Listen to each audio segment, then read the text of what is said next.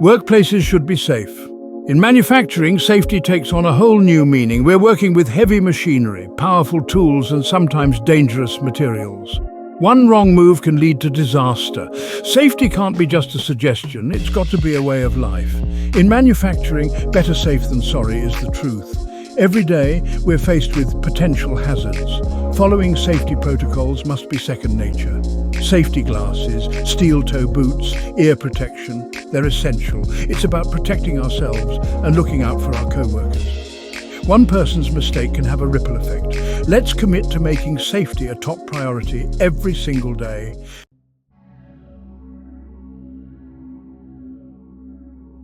In a manufacturing environment, the stakes are high. We're dealing with powerful forces and potential hazards every day. A fire, an earthquake, a tornado. These are real threats. Imagine a fire breaking out in a factory. The flames spread quickly, engulfing everything in their path. The air fills with thick black smoke, making it impossible to see. People are trapped, their lives hanging in the balance. This is not a scene from a movie, it's a stark reminder of what's at stake. Or picture this. A sudden earthquake rocks the factory floor. Machinery topples, shelves collapse, and debris rains down. Lives depend on emergency preparedness.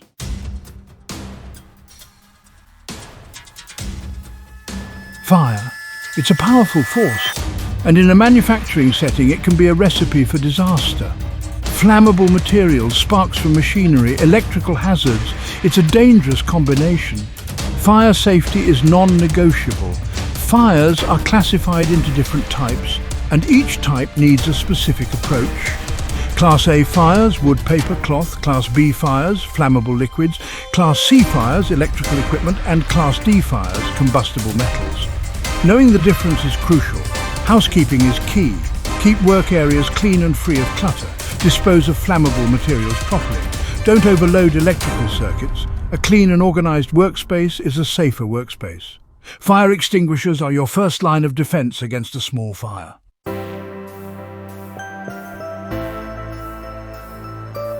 Fire extinguishers. They're not just red canisters hanging on the wall, they're lifesavers, but only if you know how to use them. Different types of fire extinguishers are designed for specific classes of fire. Using the wrong one can make things worse.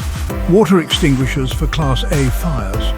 CO2 extinguishers for Class B and C fires. Dry chemical extinguishers for A, B and C fires. Specialized dry powder extinguishers for Class D fires. Know which ones are in your facility and where they're located. The pass method: pull the pin, aim at the base of the fire, squeeze the lever and sweep from side to side. Training is crucial. Regular fire extinguisher training should be mandatory. Hands-on experience is essential.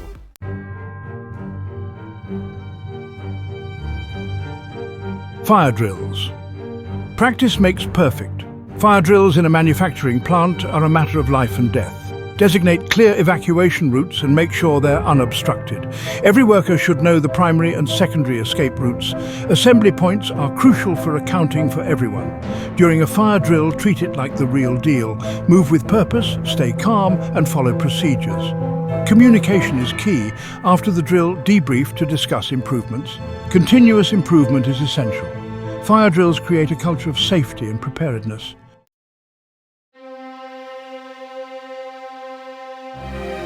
Nature's fury. Understanding tornadoes. Tornadoes are powerful, unpredictable forces of nature. Manufacturing plants can be particularly vulnerable. Knowledge is power. Tornadoes are swirling columns of air that form during severe thunderstorms. They can generate winds exceeding 200 miles per hour. The key to tornado safety is preparedness. Know your risk and develop a comprehensive tornado preparedness plan. Identify safe zones, establish communication protocols, conduct regular tornado drills. Knowing what to do in a tornado can mean the difference between life and death. Respect the raw power of nature.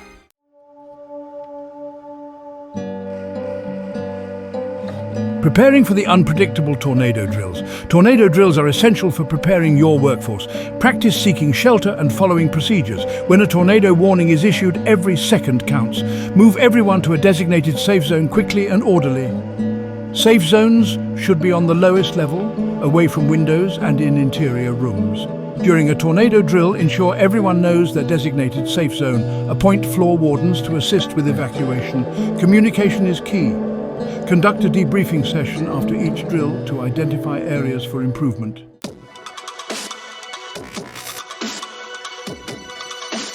Staying safe during a tornado, seek shelter immediately. When a tornado warning is issued, it's time for action. Seek shelter immediately. Get to your designated safe zone quickly and safely. If caught in the open, find a low-lying area and lie flat. Avoid areas with potential flying debris. Once in a safe zone, stay put until the danger has passed. Listen to updates from authorities. After the tornado, be cautious when emerging from your safe zone. Check on your co-workers and provide assistance to anyone injured.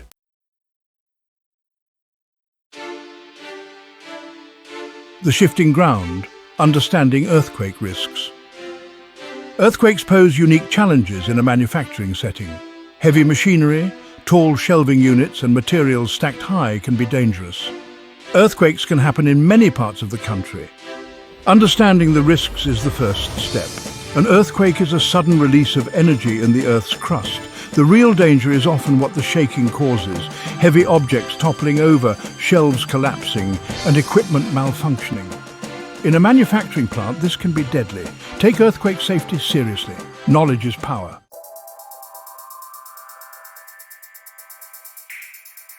Securing your workspace. Preventing earthquake damage. An ounce of prevention is worth a pound of cure. Secure your workspace and minimize potential hazards. Heavy objects should be properly secured to the floor or walls. Shelving units should be fastened to wall studs. Store heavy items on lower shelves. Keep aisles and walkways free of clutter. A clear workspace is a safer workspace. Take steps to secure your workspace. Minimize risks and create a safer environment. Prevention is key. Safety first.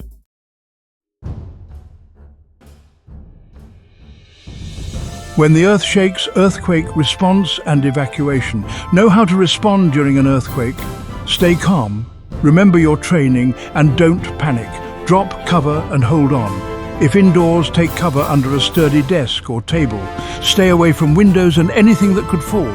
If outdoors, move to a clear area away from buildings and power lines. Once the shaking stops, evacuate the building calmly.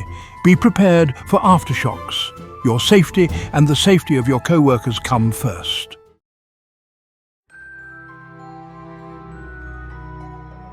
Winter's bite. The challenges of cold weather. Winter weather can bring a whole new set of challenges. Freezing temperatures, icy conditions, and snow and ice storms. Be proactive, not reactive. Hypothermia is a major danger. Early signs include shivering, slurred speech, and confusion. Seek medical attention immediately if symptoms appear. Winter weather can create hazardous working conditions, icy walkways, slippery surfaces, and reduced visibility. Be extra cautious during winter. Respect the power of Mother Nature.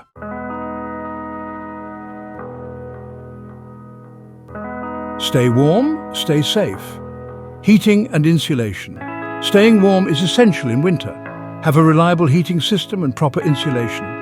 Ensure your heating system is in good shape before winter. Call a qualified technician for inspection. Preventative maintenance goes a long way. Check for drafts or air leaks around windows and doors. Seal them up with weather stripping or cork. Proper insulation can prevent heat loss. Space heaters can be handy, but use them safely. Follow the manufacturer's instructions. Never leave a space heater unattended.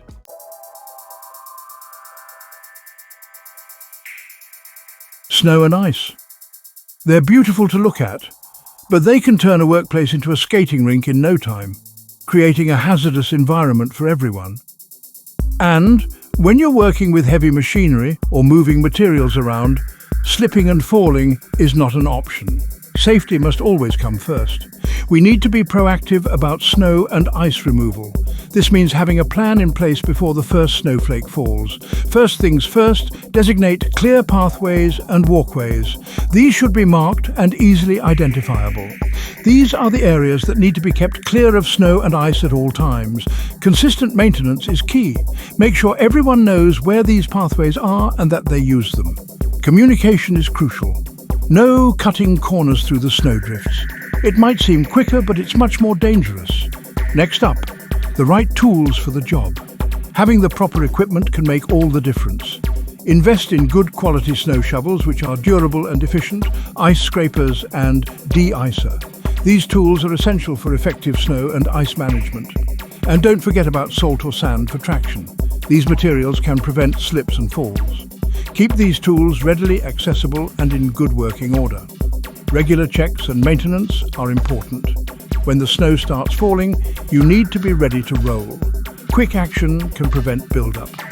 Now, shoveling snow can be back-breaking work. Proper technique and posture are important to avoid injury.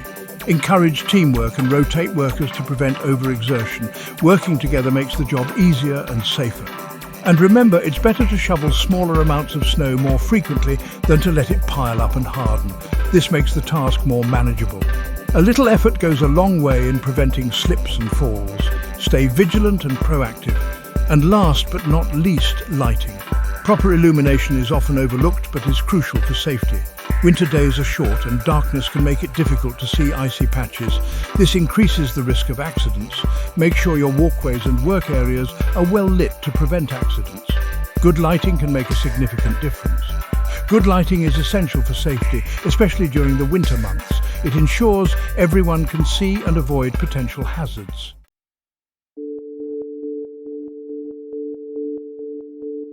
We've covered a lot of ground here, from fire safety to earthquake preparedness. But here's the thing, safety isn't just about memorizing procedures or checking boxes. It's about cultivating a mindset, a culture of safety that permeates every aspect of the workplace. Think of it like this. You wouldn't walk onto a construction site without your hard hat, right? It's instinctive, second nature. That's the kind of culture we need to foster when it comes to safety in manufacturing. It's got to be ingrained in everything we do, from the moment we step into the workplace to the moment we leave. And that starts with awareness. We need to be constantly vigilant, always on the lookout for potential hazards. A loose cable here, a blocked fire extinguisher there. These small things can have big consequences if we're not paying attention. Every detail matters. But it goes beyond just spotting hazards. It's about speaking up, about feeling empowered to say something when you see something that's not right. Your voice can make a difference. No matter your position on the team, from the factory floor to the front office, everyone has a role to play in creating a safer work environment. It's a collective effort, a shared responsibility.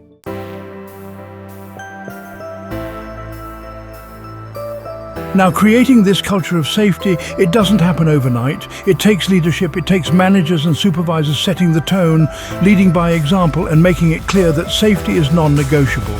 Remember, actions speak louder than words. If you're in a leadership role, think about the message you're sending. Are you cutting corners on safety procedures? Are you overlooking potential hazards because you're in a rush? Your team is watching and they'll follow your lead. Make safety a priority, and they will too. But it's not just about barking orders and enforcing rules. It's about creating a dialogue, an open line of communication where workers feel comfortable voicing concerns, suggesting improvements, and asking questions without fear of reprisal. Remember, the folks on the front lines, they're the ones with their boots on the ground, their hands on the tools. They often have the best insights into potential hazards and how to mitigate them. Listen to them, empower them, and make them an integral part of the safety process.